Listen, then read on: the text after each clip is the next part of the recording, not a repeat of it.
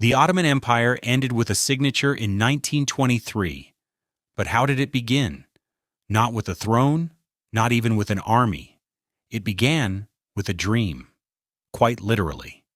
This is the origin story of one of history's greatest empires, as told in Osman's Dream by Caroline Finkel. When Mustafa Kemal Ataturk declared the Turkish Republic in 1923, he didn't just end an empire, he buried its memory. The caliphate was abolished, the sultanate erased, and with it, centuries of dynastic rule were cast aside.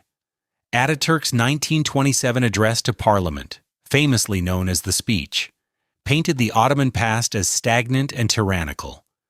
The future, he said, belonged to science, modernity, and the West.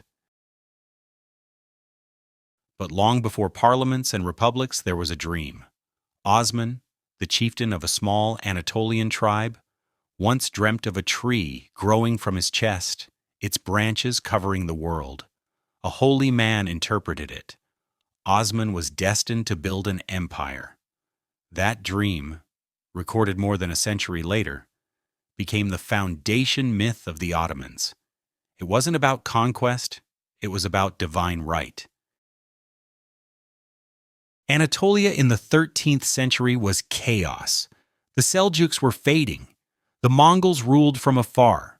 Byzantium clung to its last lands. In this fractured world of mercenaries, mystics, and migrants, Osman's tribe found room to rise. This was no pure Islamic state. Christians fought for the Ottomans. Dervishes blessed their banners. The frontier was fluid. Alliances changed with the wind. In 1301, Osman faced the Byzantines at the Battle of Baphius. He won.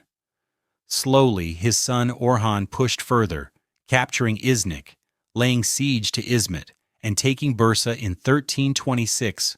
For the first time, they ruled cities, not just people. The empire was no longer a dream.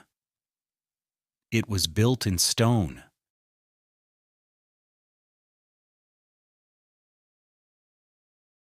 The Ottomans were pragmatists. Orhan married a Byzantine princess. He allied with Genoa. They didn't just fight Christians, they partnered with them. Their greatest strength? Flexibility, in faith, in war, and in diplomacy. In 1354, an earthquake shattered Gallipoli. The Ottomans seized it. That moment opened the gates to Europe. By 1362, Murad I became sultan and pushed into the Balkans. The Ottomans weren't just a Turkish emirate anymore. They were an imperial force. In 1389, they clashed with the Serbian prince Lazar at Kosovo Polje. Both leaders died, but the Ottomans won. Murad's son, Bayezid, claimed the throne by committing the first royal fratricide in Ottoman history. The empire now ruled Serbia and had crossed a moral line.